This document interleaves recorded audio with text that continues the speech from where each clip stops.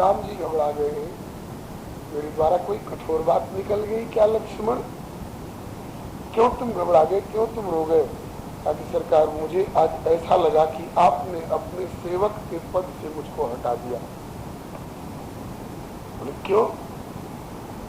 कहा कि मुझे आपने कहा कि जहां पसंद हो वहां कुटिया बनाओ, सेवक का अपना पसंद कहां? आपको आप आज्ञा करो कि यहाँ कुटिया बनाओ। मतलब कि सेवक को अपनी रुचि अपनी पसंद स्वामी पर ठोकने की आवश्यकता नहीं है। फिर कुटिया बनी, 2 कुटिया बनी विशाल मंज विशाला, एक ललित लघु एक विशाल, एक बड़ी बनी और एक छोटी सी बनी। बड़ी में श्री सीताराम जुगल सरकार रहेंगे और छोटी में लखन लाई जी रहेंगे, और उसमें निवास होने लगा।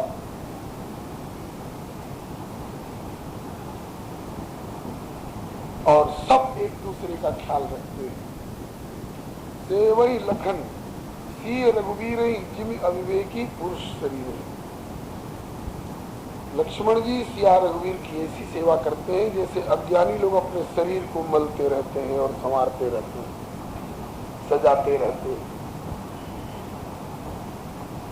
और श्री सीता जी और श्री लक्ष्मण जी लक्ष्मण को जुगाते हैं, हिफाजत रखते हैं। कैसे? ताकि जुगवई प्रभु सी लखने, कैसे पलक विलोचन गोलक, जैसे आंख की पुतली को पलकें रक्षा करते हैं। मैंने लक्ष्मण इनके आंख की पुतली बने हुए हैं और श्री राम और जानकी पलक बन करके अपने ऊपर चोट ले लेते हैं, लक्ष्मण के ऊपर चोट नहीं आने देते हैं। श्री सियाजू जनकपुर छोड़ करके अयोध्या आई और अयोध्या छोड़ करके जंगल में आई। हर ससुराल दोनों तरह से राजकुमारी हैं, लेकिन फिर भी राम संग सी रहत सुखारी, पुर परिजन गृह सुरत विसारी। सियमन राम चरण अनुरागा, अवध सहस सम बन प्रिय लागा। सैकड़ों और हजारों अयोध्या की तरह बन इनको प्यारा लग रहा है। हाँ, दुखी होते हैं तो कभी कभी राम जी। कब दुखी होते हैं? बोले जब जब राम अवध सुध करहीं, तब तब लोचन भरी। जब अवध की याद आती है तो श्री राम जी की आंखों में आंसू आ जाते हैं। तब लख सी लखन विकल हुई जाने। लक्ष्मण और सीता जी प्रभु की आंख में आंसू देख करके तब व्याकुल हो जाते। मतलब कि लक्ष्मण को अपना कोई दुख नहीं है, सीता जी को अपना कोई दुख नहीं, अपने दुख से आंसू नहीं आते हैं, बल्कि प्रभु को व्याकुल देख करके आंसू आ जाते हैं। और अयोध्या में भी राम जी को जिसकी ज्यादा याद आती है, और लोग जो समझे, लेकिन राम ही बंधु सोच दिन राती, अंडन कमठ हृदय जय भांति। श्री भरत जी, रास्ते में कई जगह बात आगे आएगी। पहले भी भरद्वाज जी के आश्रम पर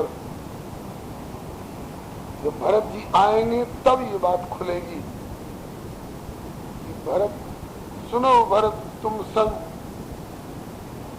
सुनो भरत भरत रघुबर मनमाही, प्रेम पात्र तुम समकोना। जाना मरम नहात प्रयागा, मगन हो तुम्हारी अनुरागा।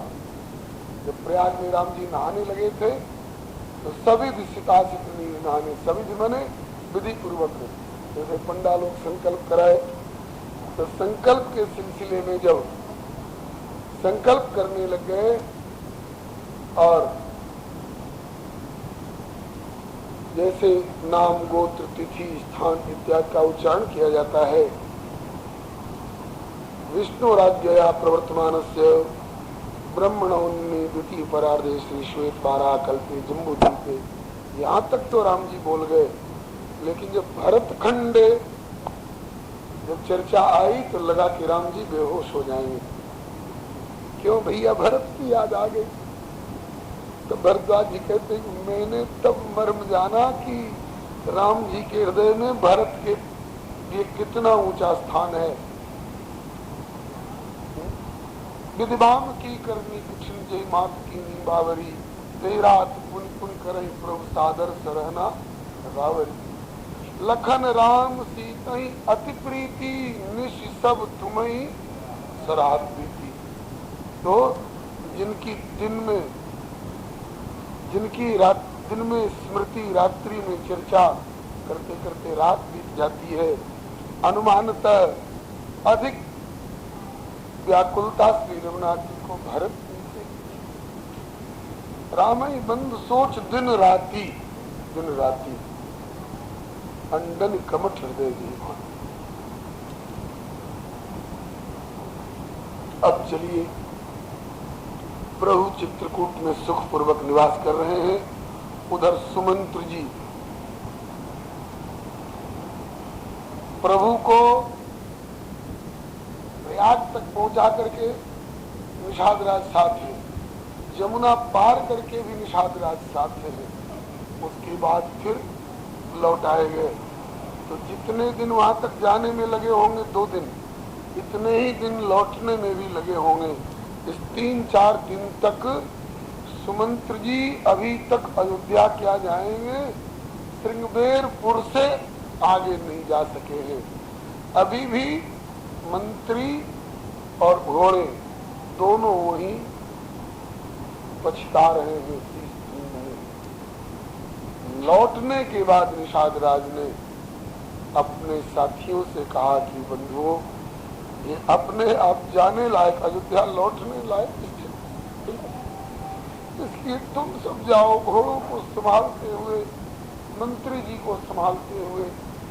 2 व्यक्ति रथ पर बैठ करके इन्हें दोनों तरफ से पकड़े रहना, 2-1 व्यक्ति लगाम पकड़े रहना, 2-1 व्यक्ति घोड़ों को बाएं दाएं होने से बचाते रहना। क्योंकि इस समय सुमंत्र की कौन के घोड़े भी राम वियोग में अयोध्या लौटने में असमर्थ है।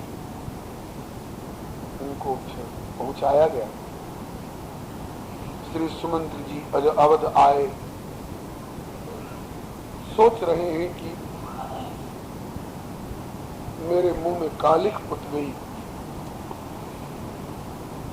मैंने सोचा था समझा बुझा कर चक्रवर्ती जी के वचन के अनुसार राम लक्ष्मण को, सीता जी को नहीं तो कम से कम बेटी सीता को तो ले आता, लेकिन एक को भी नहीं लौटा सका। और हो सकता था मेरा जोर ज्यादा लग जाता। जब राम भद्र ने कहा था कि खोज मारे रथ हाँक होता था, तो कम से कम सारे अवधवासियों को जगा लिया होता, तो इस प्रकार का धोखा नहीं होता। राम भद्र नहीं जान पाता। लेकिन अवधवासी क्या कहेंगे कि सुमंत्र तुमने भी हमको धोखा दिया। अवधवासियों को क्या मुख दिखाऊंगा। और चक्रवर्ती जी को जब जाकर के कहूंगा कि नहीं लौटे, तो हो सकता है अभी तक उनके प्राण अटके हुए हों श्री राम की आशा में कि आ रहे होंगे। मैंने सुमंत्र से कहा था रथ चढ़ाए दिखराई बन फिरे गए दिन 4। इस आशा में भी प्राण अटके होंगे कि शायद राम आ रहे हो। राम नहीं आ रहे हो, शायद बेटी आ रही हो। लेकिन जब इन तीनों में से कोई नहीं लौटेंगे तो नृप के जी बिन राम, बिना राम के राजा जीवित रह सकेंगे, अयोध्या अनाथ हो जाएगी। ये सब कल्पना करते हुए और दिन में हिम्मत नहीं पड़ी अयोध्या के भीतर प्रवेश करने की। इसलिए बैठ विटप्तर दिवस गंवावा, रथ को रोको, आप पेड़ के नीचे दिन जब तक है तब तक मैं अपना काला मुंह नहीं दिखाऊंगा अयोध्यावासियों को। और उनको ऐसा लग रहा है कि मैं जीवित नहीं हूं, लगता है कि मेरा शरीर त्याग हो गया है। और शरीर त्यागने के बाद जब ये भीषण यातना मिल रही है, ये किसको मिल रही है? ताकि मुझे मिल रही है। मेरे स्थूल शरीर से तो अब मेरा संपर्क रहा नहीं। लगता है कि अभी विधाता ने नरक में जाते समय जो यातना शरीर मिलता है वह शरीर मुझे मिला है।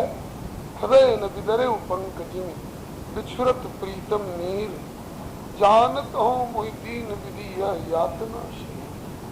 तो इतना कठिन होता है कि जल्दी छूटता भी नहीं है। अरे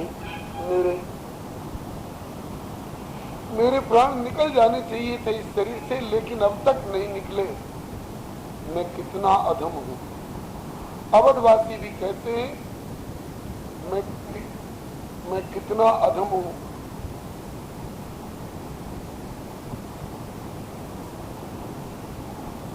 मैं कितना अधम हूं। हम कितने अधम हैं, सब सामूहिक रूप में सोच रहे हैं। नंदरिया सराहीना दिक जीवन रघुवीर।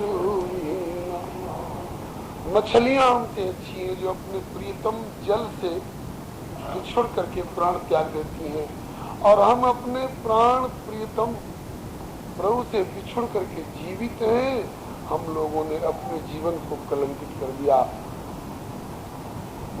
प्रेम तो सच्चा मीन का है, मछली का है। श्री सुमंत जी इस प्रकार से ग्लानि मानते हुए और अवध में प्रवेश किए। महाराज के पास आए। महाराज ने पूछा, सुमंत्र कहु सुमंत्र कहाँ राम? कहाँ राम है? लक्ष्मण कहाँ है? राम लखन सी आन दिखाओ, उन्हें ला करके मुझे दिखाओ, नहीं तो अब ये प्राण नहीं रहेंगे। और ज्यों सुना कि महाराज पूछा चक्रवर्ती जी ने, आने फेरी कि बन सिधाए, लौटा करके लाए कि कोई वन में चले ही गए? बोले महाराज नहीं लौटे। और ज्यों सुना कि नहीं लौटे, उसके बाद अब प्राण रुकने का काम क्या? राम राम कही राम राम राम कही राम, तनु परिहरि रघुवर विरह राहु गए सुरधाम। दशरथ जी के जीवन की भी प्रशंसा की गई है और मरण की भी प्रशंसा की गई है।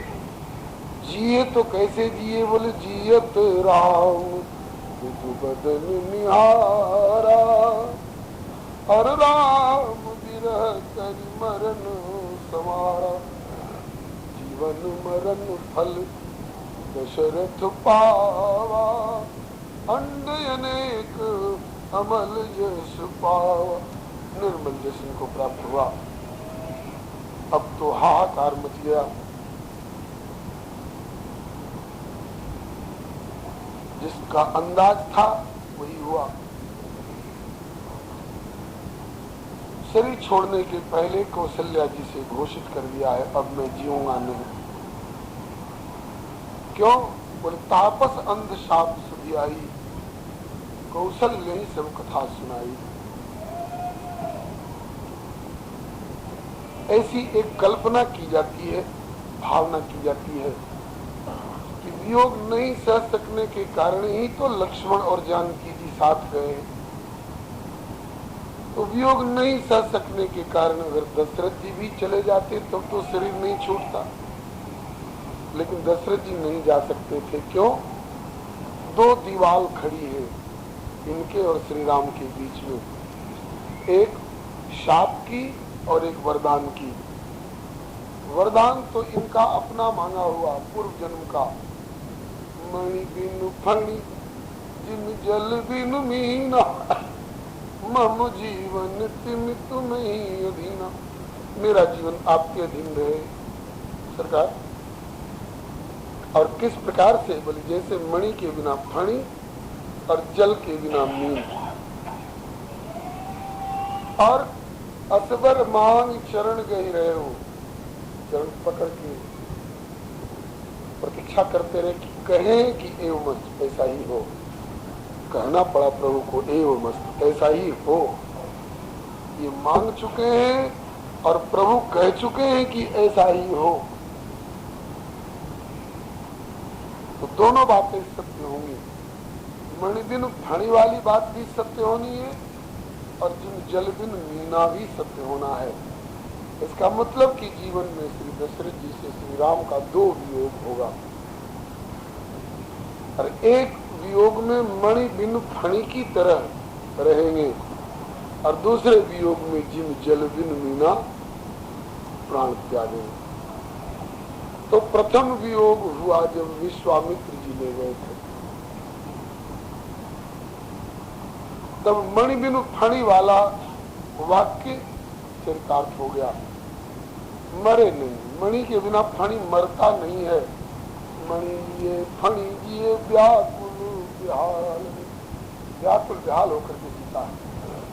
जीते रहे लेकिन व्याकुल विहाल होकर के जीते रहे। और जब फिर मणि मिल जाती है तो प्रसन्न हो जाता है मणियारा सर्प। ऐसे ही जब जनकपुर में समधी बन करके गए और पहले से वहां धनुष तोड़ करके जमाई की हैसियत से रह रहे श्री राम को देखा और हृदय से लगाए तो सुत ही लाई दुख मेटे, मृतक शरीर प्राण जन भेटे। तो मणि बिनु फणी वाला वरदान पूरा हो गया। और अब दूसरे विश्लेष में दूसरे वियोग में जिन जल बिन मीना, यह तो होना ही है। एक तो अपने मांगे हुए वरदान की दीवाल है जो दशरथ जी को चित्रकूट नहीं जाने देगी। और दूसरे तापस अंधशाप सुधि आई, कौशल्य सब कथा सुनाई।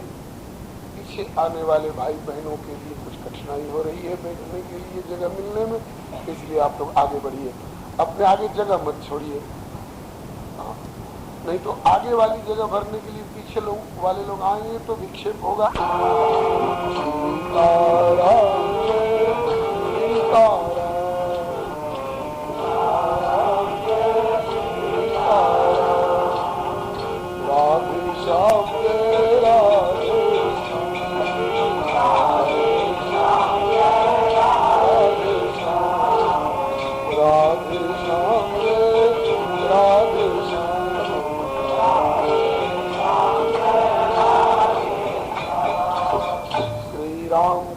भगवान की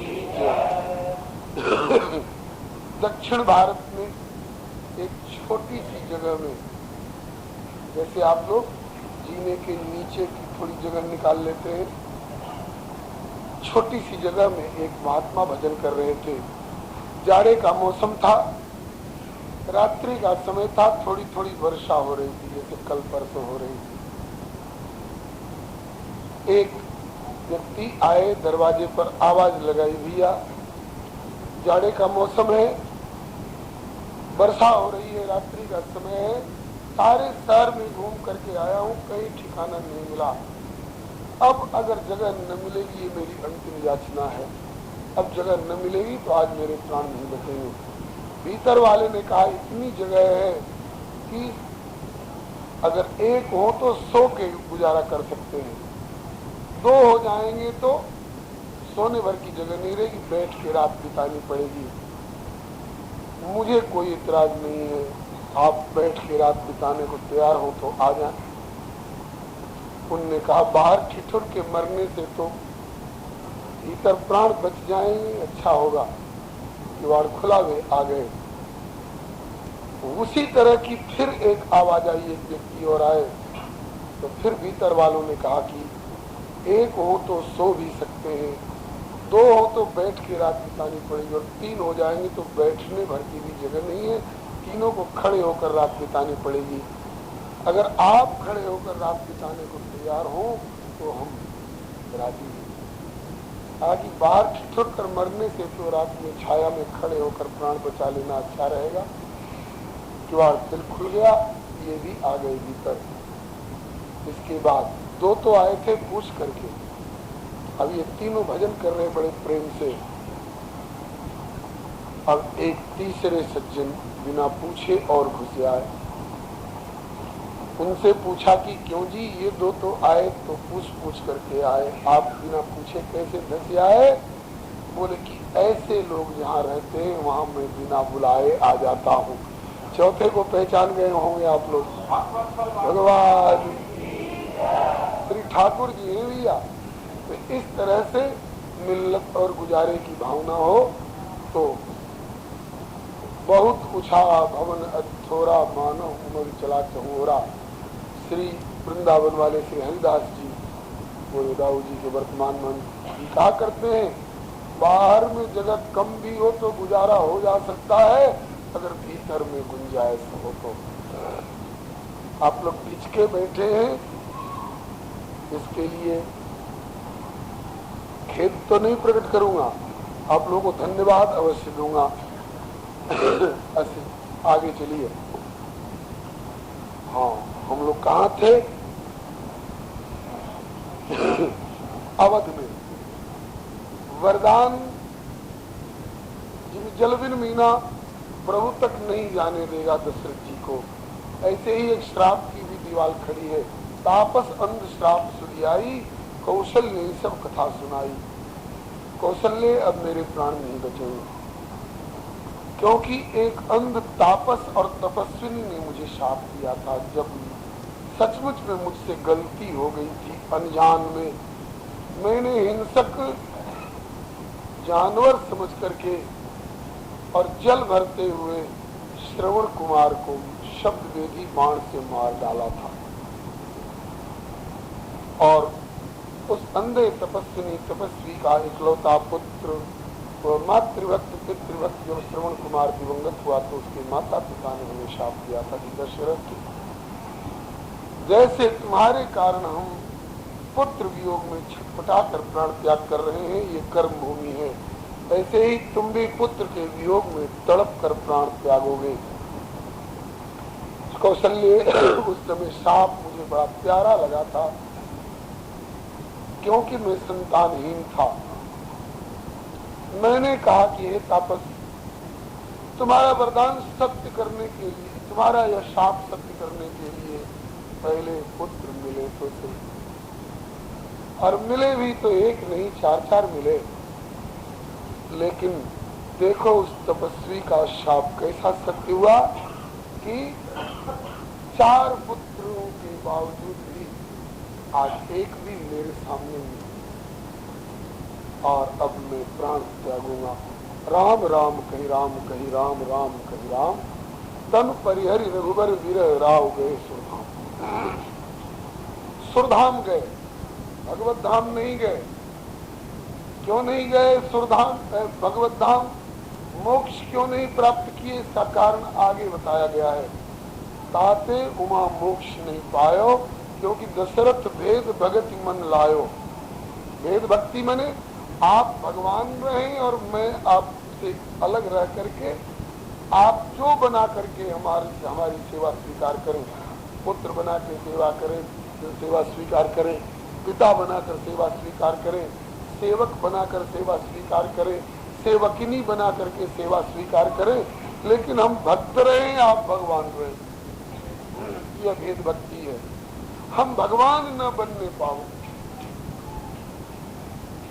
इस पर पूज्य चरण श्री वैष्णोदास जी को उदाहरण देते थे। हाथरस का बूरा बड़ा विख्यात, तो 2 चेटा हाथरस के बूरा की प्रशंसा सुन करके हाथरस पहुंचे। अब कहां से भगवान जाने, वहीं पास पड़ोस से पहुंचे होंगे, और वहां कड़ाही में जैसे कटाई होती है उसकी, ऐसे रगड़ रहे थे। तो दोनों चेटा चढ़ गए उस कढ़ाई के कोर पर। एक को इतना आनंद आया, कहा कि यार अब तो हमसे यहाँ कोर पर नहीं रहा जाता, तो हम कूद पड़ेंगे इसी में। कूद पड़ा और वहां घुटाई हो रही थी। ऐसी घुटाई में पड़ा बेचारा कि वो भी बुरा बन गया, चूर होकर बुरा बन गया। इनका तो नाम हुआ मोक्ष, इनको जो मिला उसका नाम हुआ मोक्ष। और दूसरा चेटा बोला कि नहीं भैया, हमें बुरा नहीं बनना है, हमें तो बुरा का आस्वादन करना है, कि मिठास लेते रहना है, या हमें चेटा ही रहना पसंद है। बोलो भगवत्सल भगवान। अब इस उदाहरण से अब आप लोग सोच लीजिएगा कि आपको मोक्ष पसंद है कि ठाकुर जी के नाम रूप लीला धाम चरित्र गुण गण का आस्वादन पसंद है। दशरथ जी को मोक्ष पसंद नहीं था, ये बुरा बनना इनको पसंद नहीं था। कहा कि हम तो दशरथ ही बने रहे और ये राम ही बने रहे, ताकि मैं राम के रामत्व का आस्वादन करता हूं। हमको बात बड़ी प्यारी लगी। तो ताते उमा मोक्ष नहीं पायो, शंकर जी कह रहे हैं, हे उमा, दशरथ जी बहुत तो कहते हैं कि राम राम कह के शरीर छोड़े तो भी मुक्ति नहीं मिली। राम राम में क्या रखा है? अरे भाई, इस मोक्ष के और स्वर्ग के और नरक के कर्म की गति अगति और जीवों के भाव और रस भेद इत्यादि को तुम क्या जानोगे? जानना चाहते हो तो संतों के पास बैठ करके तबई हो सब संशय भंगा, जब बहुकाल करिए सत्संगा। सगुण उपासक मोक्ष न लेही, इसलिए जिनका राम भगत निज देही। अस विचार पंडित मोहि भजही, पायो ज्ञान भगत में। इसलिए दशरथ जी अपने मित्र, उनके मित्र हैं देवराज इंद्र, जिनकी मदद में कई बार शरीर के साथ गए थे, तो वहां जाकर के बोले कि मित्र, पहले मैं सशरीर आता था, इस बार अंध शाप तापस शाप सत्य करने के लिए मैं शरीर त्याग करके आया हूँ। काजी गिराजी में स्वर्ग आप ही का है, अब दशरथ जी वही रहे। और फिर जब श्री रामभद्र रावण को समाप्त करके कुल समेत, और उसके बाद जब सारे जगत को सुखी कर देंगे, तब श्री दशरथ जी आएंगे। समय दशरथ तन आए, यही अवसर दशरथ तन आए तने विलो नहीं जल छाए। फिर इसके बाद श्री दशरथ जी ने श्री राम जी को आशीर्वाद दिया। श्री राम जी ने फिर उनको ज्ञान दिया। इसका मतलब ये नहीं कि पहले अज्ञान में थे, पहले प्रेम प्रवणता अधिक थी और प्रेम प्रवणता में थोड़ा ज्ञान भी दिया, और ज्ञान लेकर के और फिर मोक्ष में फिर वही बुरा बन गए हो। दशरथ जी ऐसी बात नहीं है। अरे कहा कि नहीं जी लाल, जब तुम श्री कृष्ण बन करके चलोगे तो मैं वसुदेव बन करके चलूंगा, पीछा नहीं छोड़ूंगा, क्योंकि दशरथ भेद भगति मन लायो। आइए, दशरथ जी के शरीर का क्या होगा? दशरथ जी के शरीर को एक नौका सरीखा पात्र निर्माण करके उसमें तेल से भर दिया गया और उसमें डुबा करके रख दिया गया, क्योंकि जब तक राम लक्ष्मण तो लौटने वाले नहीं है 14 वर्ष से पहले। हाँ, 12 वर्ष हो गए जिनको कश्मीर गए हुए के गए देश, तो भरत और शत्रुघ्न जरूर लौट सकते हैं।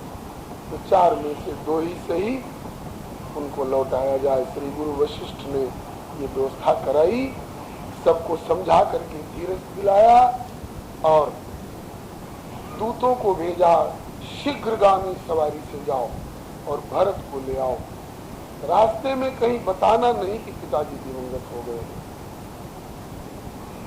श्री वशिष्ठ जी परमार्थ में तो निपुण है ही, ये गुरुजन व्यवहार में भी निपुण होते हैं और शिष्यों को भी निपुणता प्रदान करते हैं। श्री भरत जी बुलाए गए। अचानक बुलाने का कारण, किसने बुलाया है? बोले गुरु जी ने बुलाया है।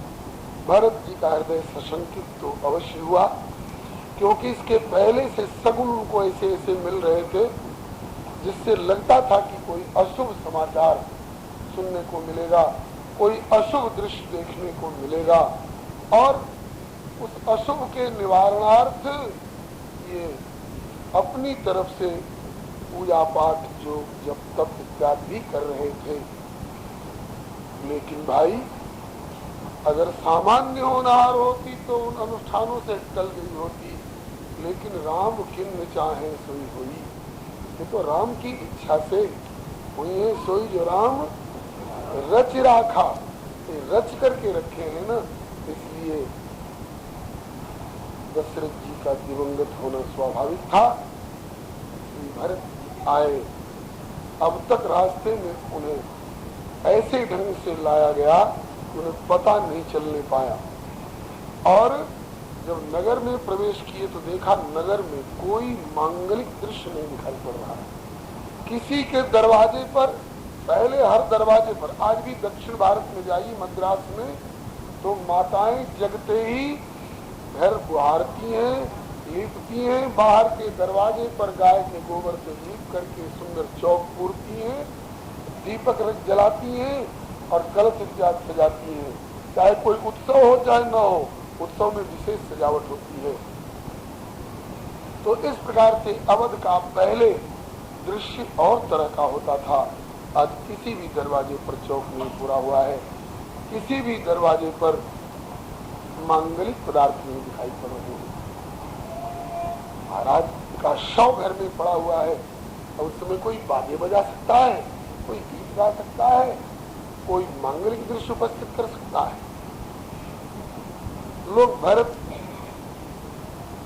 जी की दृष्टि में जो लोग आते हैं, पहले बड़े प्रेम से प्रणाम करते, अथवा गले गले मिलते, अथवा आशीर्वाद देते, मिलवो नयनन ही को नीको, और तरह से नहीं, सबसे पहला तो नेत्र ही बता देते हैं कि इनका तेरे प्रति क्या भाव है, कि मुझे चाहते हैं कि नहीं चाहते हैं। अब तक भरत को चाहते थे लोग, लेकिन अब तो भरत को देखते ही आंख फेर करके लोग चलते थे। कोई हमारी ओर देखना पसंद नहीं करता है, क्या बात है भाई। फिर जब आए, कैकेयी माँ को खबर मिली मेरे भरत आ गए, तो सज आरती मुझे उठाई, आरती सज के दौड़ी, आरती उतारी। भरत मन मारे हुए हैं, उदास है, उदास देख करके भरत ससोच सुतई ससोच देख मन मारे, पूछती नैहर कुशल हमारे। बेटे उदास क्यों? वहां सब कुशल तो है, वहां की सकल कुशल कई भरत सुनाई और कहा कि अभी यहाँ का कुशल तो सुना। पूछी निज कुल कुशल भलाई, तो और कुछ नहीं सुना रही। कहती है कि तात बात में सकल संवारी। बेटा मैंने सब बात बना ली है, एकदम संवार लिया है, बस केवल चल के राजगद्दी पर बैठना ही। तात बात में सकल संवारी, इसमें सहायता किसकी मिली? बोले भाई मंथरा सहाय, बेचारी मंथरा ने हमारी बड़ी मदद की है। कहा कि तुम संवरी बात, संवारने वाली बात कह रही हो, मुझे बात संवरी हुई नहीं लग रही है, मुझे तो बात बिगड़ी हुई लग रही है। हाँ बेटा थोड़ा सा कुछ बिगड़ गया है। क्या बिगड़ गया? पति समाप्त हो गए हैं, वैधव्य आ चुका है, घर नगर श्मशान बन चुका है, और शव पड़ी है तो वह श्मशान ही है। और कहती है कि कुछ थोड़ा सा बिगड़ गया है, बनाने में अपना नाम ले रही है। तात बात में सकल संवारी, और बिगड़ा वो किसके चलते? बोले कछुक काज विधि। ये कृतज्ञ जीव की कृतज्ञता है। ये मीठा मीठा गप और कड़ुआ कड़ुआ थू वाली जीव की नीति है। इस नीति को औरों से कोई छिपा लेगा या परमात्मा से भी छिपा लेगा। जब अभी खबर मिली कि जो लोग स्वतंत्रता संग्राम में आधे घंटे के लिए भी जेल गए होंगे 42, 43, 45 में, उन लोगों को जीवन भर पेंशन मिलेगी, फर्स्ट क्लास के 2 टिकट मिलेंगे और ये सुविधा मिलेगी और वो सुविधा मिलेगी। तो आधे घंटे में के लिए अपना प्रमाण पत्र जुटा करके देने लग गए। तो नाम दर्ज हो चुका है। कहीं अगर ये घोषणा हो जाए कि जो लोग भारत को स्वतंत्र कराने में किसी भी प्रकार की हरकत किए होंगे उन लोगों को फांसी चढ़ाई जाएगी। बताइए ये लोग कहाँ मुंह छिपाएंगे? जो पेंशन ड्रॉ कर चुके हैं ये कहाँ मुंह छिपाएंगे? यारो बढ़िया काम बन गया तब तो मैंने किया, और कुछ गलती हो गई, कुछ बिगाड़ हो गया तो विधाता पर फेंकते हो। जब बढ़िया का बढ़िया फल तुमने अपने को साबित किया है कि मुझको मिलना चाहिए, तो विनाश करने कराने का फल भी तुम्ही को भोगना पड़ेगा। ये कृतज्ञ जीव के और ये कर्तृत्वाभिमानी जीव की बात है। इन तीनों को लगे हाथ पहचान लीजिए। तीनों की 3 प्रकार की भावनाएं होती हैं। 3 कांड बताए ना वेद के, कर्म कांड, ज्ञान कांड और भक्ति कांड। कर्म कांड फलाकांक्षी बनाता है, तो इसमें शुभ और अशुभ दोनों का फल भुगतान करना पड़ता है। लेकिन जबरदस्ती पड़ जाए दोनों का फल भुगतान ये अलग बात है। लेकिन अपनी तरफ से यह जो बढ़िया करता है उसका तो करता अपने को मानता है, और जब घटिया हो जाता है दंड पाने की बात होती है तो कहते क्या करें भाई, भगवान की यही इच्छा थी, विधाता ने बिगाड़ दिया। ये कर्तृत्वाभिमानी कर्मकांडी की भावना है। और ज्ञानी की भावना अच्छा हो गया तो, बुरा हो गया तो, गुणा गुणेषु वर्तन्ते किमत्वान सज्जते। प्रकृति पुरुष के संयोग से सृष्टि का व्यापार चलता है। भूकंप हो गया, कितने लोग मर गए ईरान में, इराक में और कहां, तो इसमें किसी मनुष्य का क्या हुआ जी? और सोने की वर्षा हो गई तो इसमें किसी मनुष्य की क्या? लेकिन सोने की वर्षा हो जाए तो कहेगा कि मैंने ऐसा अनुष्ठान किया तो बस सोने की वर्षा हो गई। और भूकंप हो गया, प्रलय हो गया, तो परमात्मा की इच्छा थी। कर्तृत्वाभिमानी जीव की बात है, कर्मकांडी की। और ज्ञानी की बात है, भला हुआ तो बुरा हुआ तो सब प्रभु की इच्छा। और भक्तों की एक इससे भी और निराली बात है, अभी महर्षि वाल्मीकि बता चुके हैं। भक्त लोग बुरा हुआ तो परमात्मा की इच्छा से हो गया, नहीं जी, गुण तुम्हार समझे निज दोषा, यही सब भांति तुम्हार भरोसा। गुण को अपना मानोगे, अच्छे काम को अपनी कृति का और अपनी योग्यता का फल मानोगे तो अभिमानी बन करके नरक में जाना पड़ेगा। संस्कृत मूल सूल प्रजनाना सकल शोकदायक अभिमाना। और दोष को परमात्मा पर थोपोगे तो तुम अपना सुधार नहीं कर सकोगे और एवज में तुमको नरक में जाना पड़ेगा। इसलिए भैया तीनों बात बता दी। अब चाहे जो रास्ता पसंद हो उसके अनुसार, हमको तो यही ज्यादा पसंद लगता है कि गुण तुम्हार अच्छा हो गया तो बधाई देने आए, हृदय कह रहा है तो उसकी कृपा से ये सफलता हाथ लगी। और गुण तुम्हार समझे निज दोषा, यही सब भांति तुम्हार भरोसा। बंधुओं, रामचरितमानस आचार संहिता है, हम लोगों को पग पग पर चलना सिखाती है, बोलना सिखाती है, सोचना सिखाती है, जीना सिखाती है, मरना भी सिखाती है। मरो तो कैसे मरो, जैसे दशरथ, मरो तो कैसे मरो जैसे जटायु। मरना भी मानस सिखाती है। शीशा दो तरह से प्रयोग किया जाता है, एक चश्मा के रूप में और एक दर्पण के रूप में है। तो दोनों से दो तरफ देखा जाता है। दर्पण से अपने को देखा जाता है और शीशा से अगले को देखा जाए, चश्मे से अगले को देखा जाता है। दोनों शीशे ही हैं। तो चश्मा से आगे वाले को देखा जा सकता है, अपने को नहीं देखा जा सकता है। और दर्पण से अपने को देखा जा सकता है, अगले को नहीं देखा जा सकता है। लेकिन श्री रामचरितमानस वह शीशा है जिसमें एक तरफ अपने को भी देख सकते हैं और दूसरे तरफ इसके माध्यम से अगले को भी देख सकते हो। देखो, इनमें जो गुण है किसी व्यक्ति में उनको ग्रहण कर लो, दोषों का परित्याग करो। अवगुण तेज सबके गुण गणी। कैकेयी माँ के इस बात को, व्यवहार को मत अपनाना।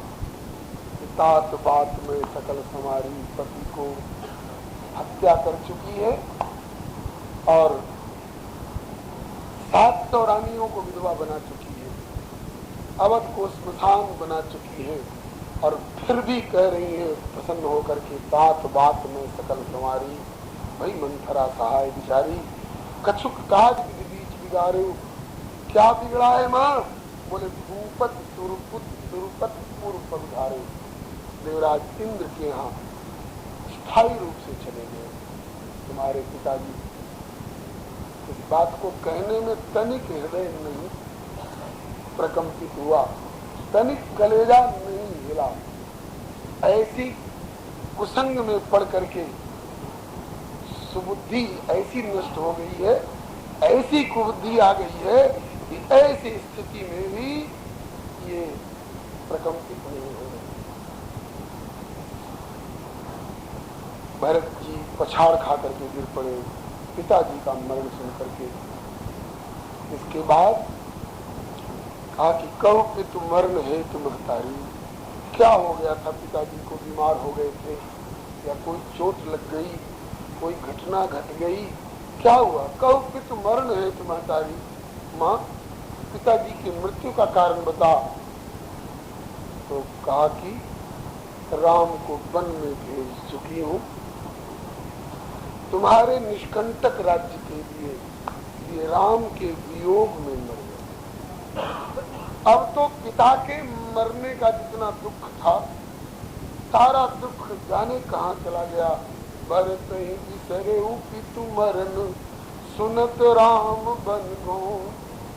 मतलब पिताजी उतने प्यारे नहीं थे भरत जी को जितने प्यारे श्री राम। बात यह है कि पिताजी शरीर के पिता हैं और राम समस्त आत्माओं के पिता हैं। त्वमेव माता च पिता त्वमेव, त्वमेव बन्धुश्च सखा त्वमेव, त्वमेव विद्या द्रविणो त्वमेव, त्वमेव सर्वं मम देव देव। लौकिक पिता केवल पिता ही है, माँ नहीं बन सकती, भाई नहीं बन सकती। लेकिन जिनको तुमने वन में निकाल दिया वे तो माता भी है, पिता भी है, भाई भी है, सखा भी है, गुरु भी है, सब कुछ है। अरे पापिनी, तैने सर्वनाश कर दिया। मेरे लिए तुमने ये ठटाया है, मेरे नाम पर प्रभु को वन में खदेड़ा है। प्रभु अकेले गए हैं कि और भी कोई साथ गया है? बोले लक्ष्मण भी, सीता भी चली। भरत लाल जी के लिए जीना मुश्किल हो गया, बड़ी मुश्किल से। पहले तो कैकेयी को ऐसे ऐसे शब्द कहे हैं, कहा कि छोटे से छोटे जीव भी राम को प्राण से अधिक प्यार करते हैं, और भय अति अहित राम देव तोई, वे राम हरियों का अनभल कीन न रामा। वैसे तो राम के साथ शत्रुता करने वाला कोई अब तक हुआ ही नहीं, और अगर किसी ने भूल से इनसे शत्रुता ठान ली इन्हें पहचाने बिना, तो उस शत्रु का भी बुरा न हो ऐसा सोचने वाले श्री राम, और वे भी तेरे लिए अहित हो गए। वे अति अहित राम देव तो ही को तू